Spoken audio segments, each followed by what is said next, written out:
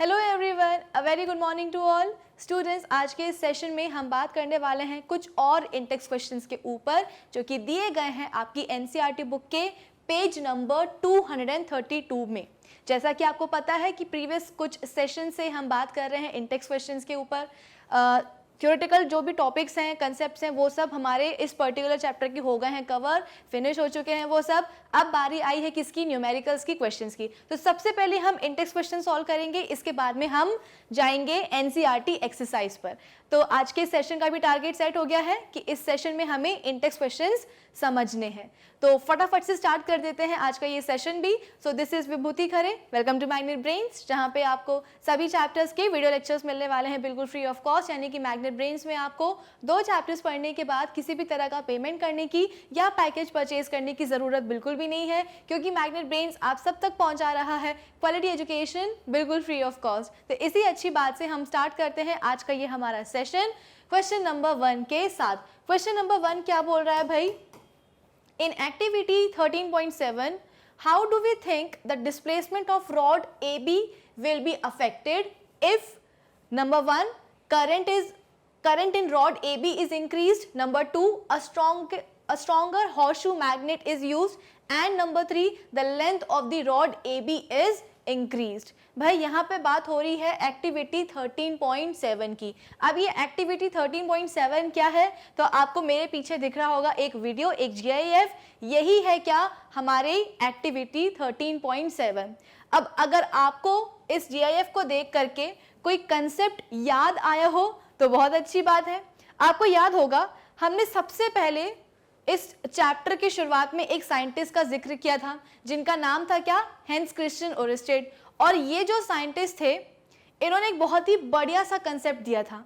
इन्होंने क्या बताया था कि भाई इनके पास एक कंडक्टर था, इस कंडक्टर के अक्रॉस इनने क्या लगा दी? एक बैटरी लगा दी। बैटरी लगाई तो क्या हुआ? इस कंडक्टर में करंट फ्लो होने लगा। लेकिन क्या हुआ? सिर्फ इतना ही इनका एक्सपेरिमेंट नहीं था।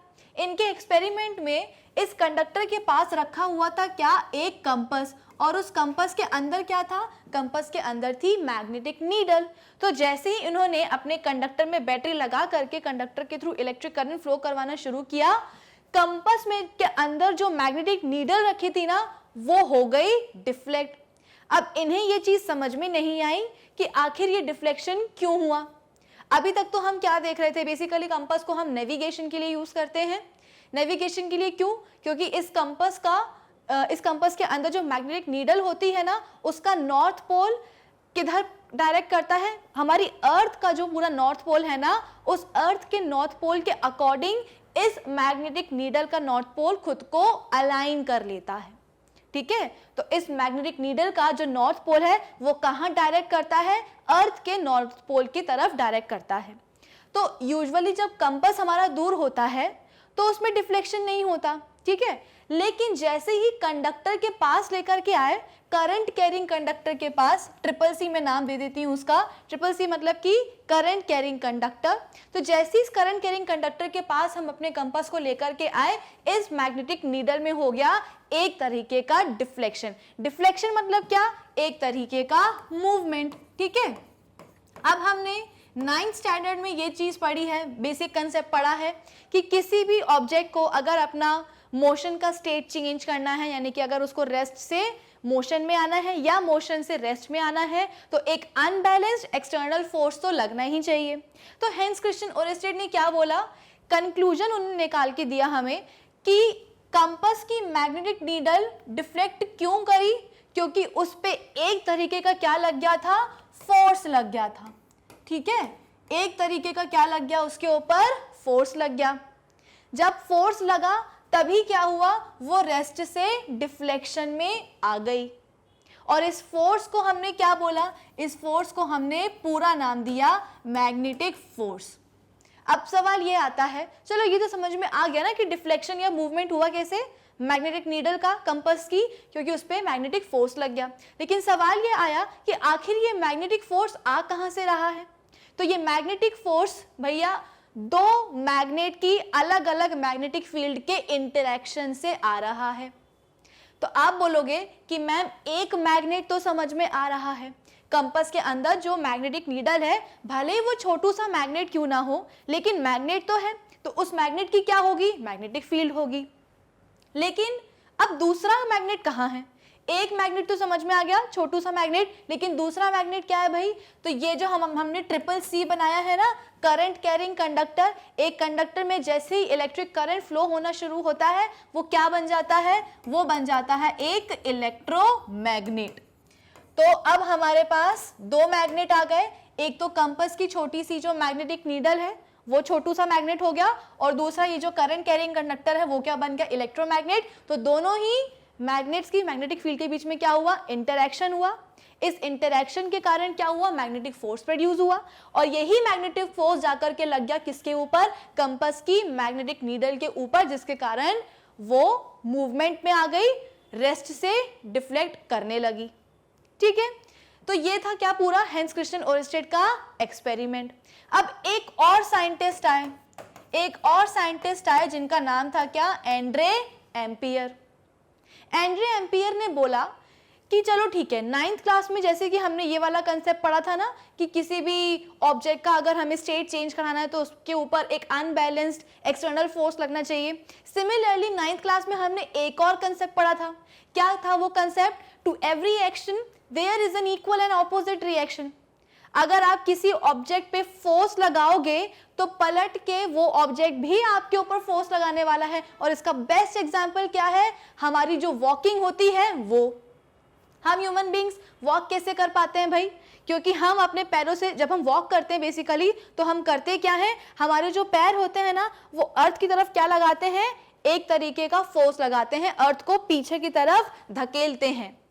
तो पलट के अर्थ क्या करती है, अर्थ भी हम पे एक तरीके का फोर्स लगाती है, इक्वल अमाउंट का फोर्स लगाती है, और कहाँ लगाती है, ऑपोजिट डायरेक्शन में। हम कहाँ लगा रहे हैं, हम अपने पैरों से अर्थ पे पीछे की तरफ फोर्स लगा रहे हैं, तो अर्थ क्या करेगी, इक्वल मैग्नीट्यूड का फोर्स लगाएगी हम पर, लेकिन ऑपोजिट डायरेक्शन में, यानी कि आगे की तरफ।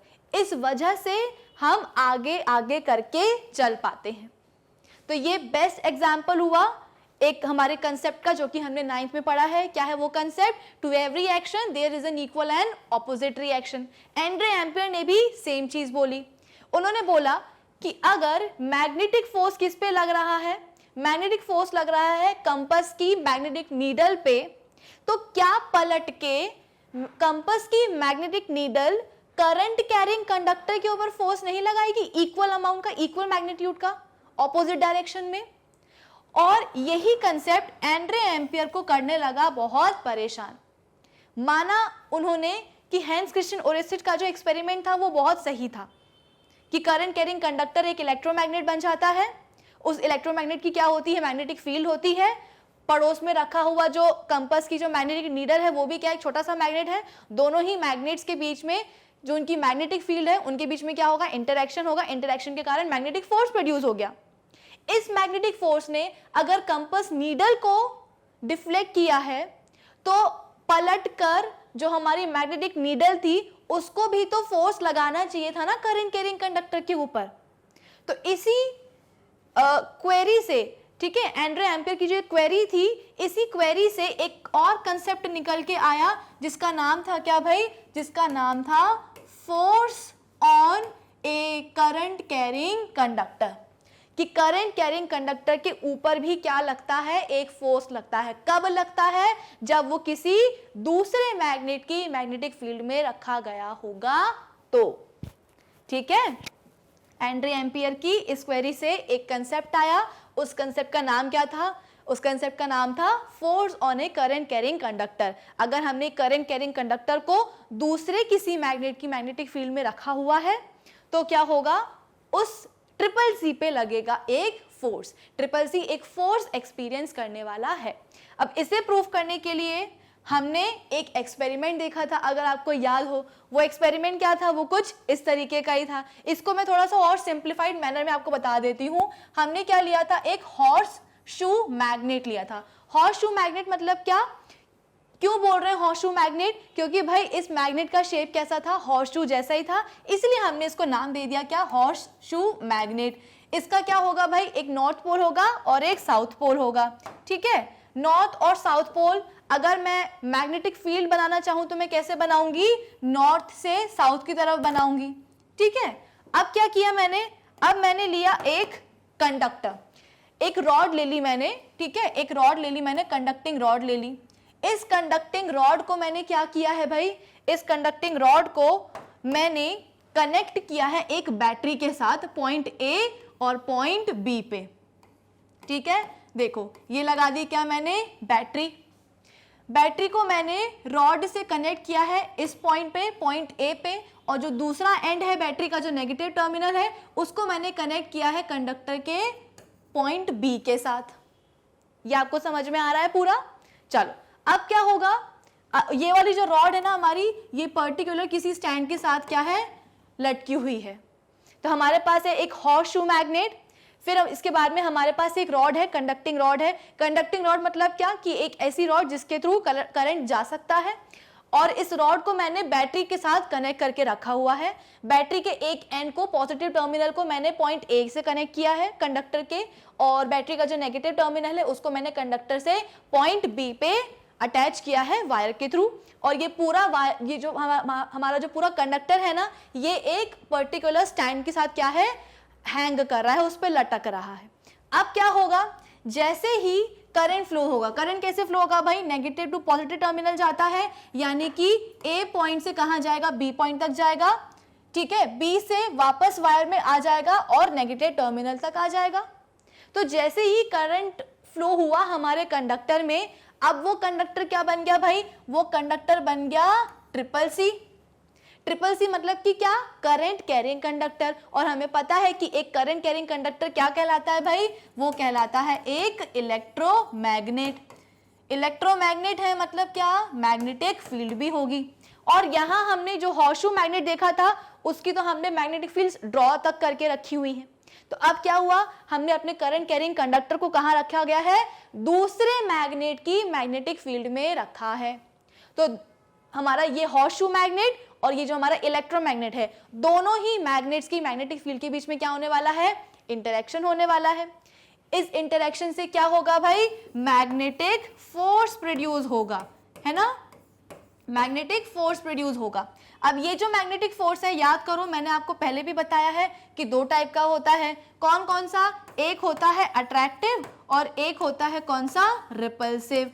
यानी कि या तो हमारा जो रॉड है, ठीक है, हमारा जो कंडक्टर है, वो हमारे हॉर्सशू मैग्नेट से दूर चला जाएगा, यानी कि रिपल कर जाएगा, या फिर क्या होगा, उसके पास आ जाएगा, यानी कि अट्रैक्ट कर जाएगा। मैं यहाँ पे सिर्फ कंडक्टर को ही मूव क्यों करा रही हूँ, क्योंकि इस केस में हमारा जो हॉर्सशू मैग्नेट है ना, वो कैसा है, फिक्स्ड है अपनी पोजीशन पे। ठीक है, इसलिए वो नहीं हिल सकता। हिलेगा कौन, हमारा जो कंडक्टर है, जो रॉड है वो।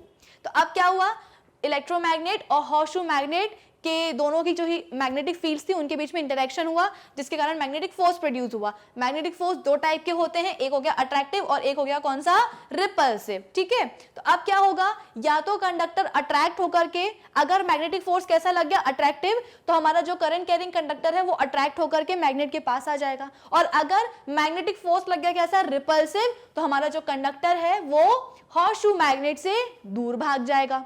दो ही केसेस पॉसिबल हैं।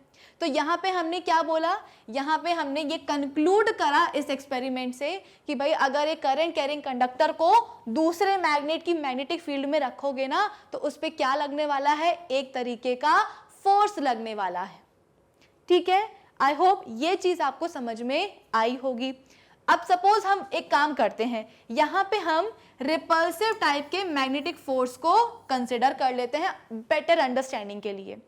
यानी कि हमारा जो कंडक्टर है ना, वो क्या होगा, हमारा कंडक्टर हमारे हॉर्सशू मैग्नेट से दूर भागने वाला है। क्यों, क्योंकि मैग्नेटिक फोर्स कौन सा लगा है भाई, मैग्नेटिक फोर्स लगा है रिपल्सिव।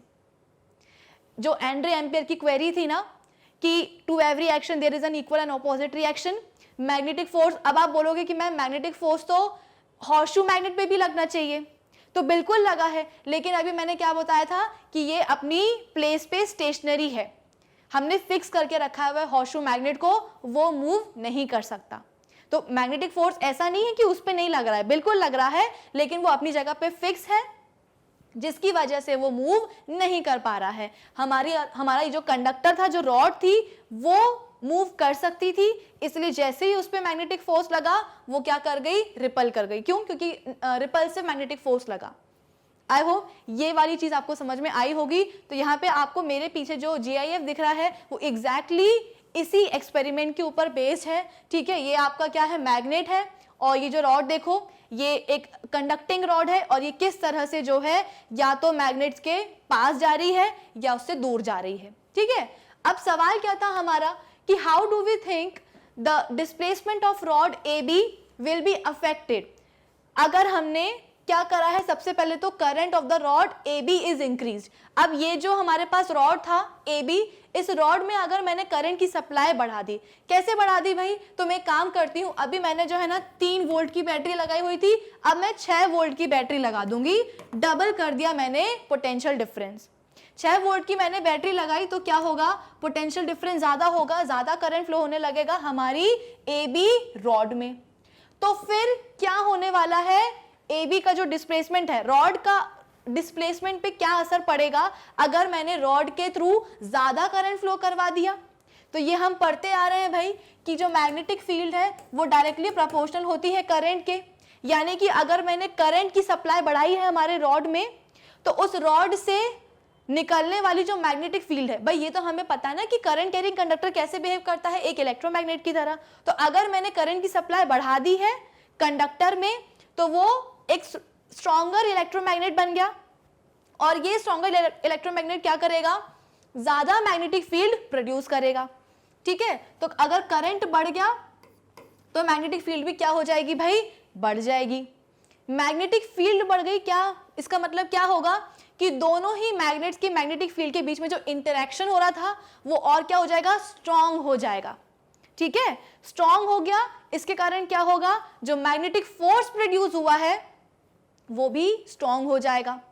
तो जितना ज्यादा मैग्नेटिक फोर्स, डिस्प्लेसमेंट भी उतना ही ज्यादा। सपोज अगर हम बोलते हैं, जैसे मैंने आपको बताया था कि अभी हम रिपल्सिव टाइप का मैग्नेटिक फोर्स हम कंसिडर कर रहे हैं कि मैग्नेटिक फोर्स कैसा लगा है, कंडक्टर के ऊपर रिपल्सिव लगा है, यानी कि हमारा कंडक्टर क्या कर रहा है, मैग्नेट से दूर जा रहा है। सपोज पहले कितना ज्यादा था, 2 मीटर तक का डिस्प्लेसमेंट हो रहा था, लेकिन जैसे ही आपने क्या किया, कंडक्टर के थ्रू इलेक्ट्रिक करंट ज्यादा कर दिया। करंट ज्यादा कर दिया मतलब क्या हो गया, हमारा करंट कैरिंग कंडक्टर एक स्ट्रॉन्गर इलेक्ट्रोमैग्नेट बन गया। जितना स्ट्रॉन्ग होगा मैग्नेट, मैग्नेटिक फील्ड भी उतनी ही ज्यादा प्रोड्यूस करेगा। तो इन शॉर्ट करंट बढ़ाने से मैग्नेटिक फील्ड बढ़ गई। मैग्नेटिक फील्ड के इंक्रीज होने के कारण क्या हुआ, दोनों ही मैग्नेट्स की मैग्नेटिक फील्ड के बीच में जो इंटरेक्शन हो रहा था वो स्ट्रॉन्ग हो गया। इंटरेक्शन स्ट्रॉन्ग हुआ मतलब क्या हुआ, जो मैग्नेटिक फोर्स प्रोड्यूस हुआ वो हो गया और ज्यादा स्ट्रॉन्ग। तो जितना स्ट्रॉन्गर होगा मैग्नेटिक फोर्स, डिस्प्लेसमेंट उतना ही हो जाएगा ज्यादा। तो अब क्या होगा, मैग्नेटिक फोर्स हमारा इंक्रीज हो गया है, तो अब हो सकता है कि हमारी जो रॉड है वो अब कितना डिस्प्लेस कर जाए, 4 मीटर तक डिस्प्लेस कर जाए। पहले जब हमने 3 वोल्ट की बैटरी ली थी, जब ज्यादा हमने करंट फ्लो नहीं करवाया था कंडक्टर के थ्रू, तो हमारा जो कंडक्टर है वो हमारे हॉर्स शू मैग्नेट से 2 मीटर तक क्या हो रहा था, डिस्प्लेस हो रहा था। लेकिन जैसे करंट की सप्लाई बढ़ाई, मैग्नेटिक फील्ड बढ़ गई, मैग्नेटिक फोर्स बढ़ गया, जिसके कारण अब हमारा जो कंडक्टर है वो 4 मीटर तक दूर चला जाएगा हमारे इस हॉर्सशू मैग्नेट से। तो इसका जवाब क्या होना चाहिए कि अगर हमने करंट बढ़ा दिया है रॉड AB में, तो क्या होगा, डिस्प्लेसमेंट भी इंक्रीज होने वाला है। और अभी मैंने एग्जाम्पल के लिए लिया है कि यहाँ पे मैग्नेटिक फोर्स रिपल्सिव लग रहा है। मैग्नेटिक फोर्स भाई अट्रैक्टिव भी लग सकता है। ऐसा नहीं है कि कंडक्टर जो है ना बस मैग्नेट से दूर दूर भागेगा, हो सकता है कि उसके पास भी आ जाए। ठीक है, फिर इसके बाद में सेकंड क्या है, a stronger horseshoe magnet is used. भाई अगर हमने एक स्ट्रॉन्ग हॉर्सशू मैग्नेट ले लिया, स्ट्रॉन्गर हॉर्सशू मैग्नेट ले लिया, मतलब कि क्या, मैग्नेटिक फील्ड, स्ट्रॉन्गर वर्ड का मतलब क्या है भाई, स्ट्रॉन्गर वर्ड का मतलब है कि यहाँ पे हमने मैग्नेटिक फील्ड, जो हमारा हॉर्सशू मैग्नेट था ना, उसकी मैग्नेटिक फील्ड हमने बढ़ा दी है। सपोज पहले जो है इस हॉर्सशू मैग्नेट की जो मैग्नेटिक फील्ड थी वो कितनी थी, 5 टेस्ला थी। अब हमने एक स्ट्रॉन्गर हॉर्सशू मैग्नेट ले लिया जिसकी मैग्नेटिक फील्ड कितनी हो गई भाई, 10 टेस्ला हो गई। ठीक है, तो अब हमने क्या करा है, बेसिकली एक ऐसा हॉर्सशू मैग्नेट लिया है जिसकी जो मैग्नेटिक फील्ड है वो कैसी हो गई है, डबल हो गई है। तो जितनी ज्यादा मैग्नेटिक फील्ड उतना ज्यादा क्या होने वाला है, स्ट्रॉन्ग इंटरेक्शन होने वाला है मैग्नेटिक फील्ड्स के बीच में, जिसके कारण जो मैग्नेटिक फोर्स होगा वो भी कैसा हो जाएगा, स्ट्रॉन्गर हो जाएगा। तो अब जितना ज्यादा स्ट्रॉन्ग होगा मैग्नेटिक फोर्स, डिस्प्लेसमेंट भी रॉड का क्या होने वाला है, उतना ही ज्यादा होने वाला है। तो इस केस में भी क्या होगा, अगर आप एक स्ट्रॉन्गर हॉर्सशू मैग्नेट ले आते हो, मैग्नेटिक फील्ड बढ़ जाएगी, ठीक है, इंटरेक्शन स्ट्रॉन्ग होगा, ज्यादा मैग्नेटिक फोर्स प्रोड्यूस होगा, जिसके कारण डिस्प्लेसमेंट रॉड का इंक्रीज हो जाएगा।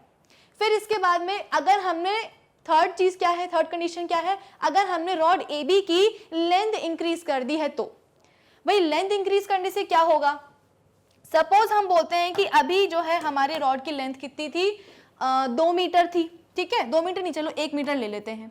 अब हमने क्या किया, इस रॉड की लेंथ को हमने डबल कर दिया, यानी कि अब हमने 2 मीटर की रॉड ले ली। 2 मीटर रॉड से होगा क्या, पहले क्या हो रहा था कि रॉड की लेंथ जब 1 मीटर थी ना, तो 1 मीटर से ही क्या हो रहा था, मैग्नेटिक फील्ड प्रोड्यूस हो रही थी। लेकिन जैसे ही आपने रॉड की लंबाई बढ़ा दी, 2 मीटर कर दी बढ़ा करके, तो अब 2 मीटर से 2 मीटर लंबी रॉड से क्या होने वाला है, मैग्नेटिक फील्ड प्रोड्यूस होने वाली है। तो आपने लेंथ बढ़ा करके किया क्या है भाई, लेंथ बढ़ा करके बेसिकली आपने रॉड का एरिया बढ़ा दिया है। तो जितनी लंबी रॉड होगी उतनी ज्यादा मैग्नेटिक फील्ड प्रोड्यूस होगी, और जितनी ज्यादा मैग्नेटिक फील्ड प्रोड्यूस होगी, दोनों ही मैग्नेट्स के बीच में जो इंटरेक्शन है वो बढ़ जाएगा और स्ट्रॉन्गर मैग्नेटिक फोर्स प्रोड्यूस होगा। अगर मैग्नेटिक फोर्स स्ट्रॉन्ग हो गया तो डिस्प्लेसमेंट क्या होने वाला है, रॉड का इंक्रीज होने वाला है।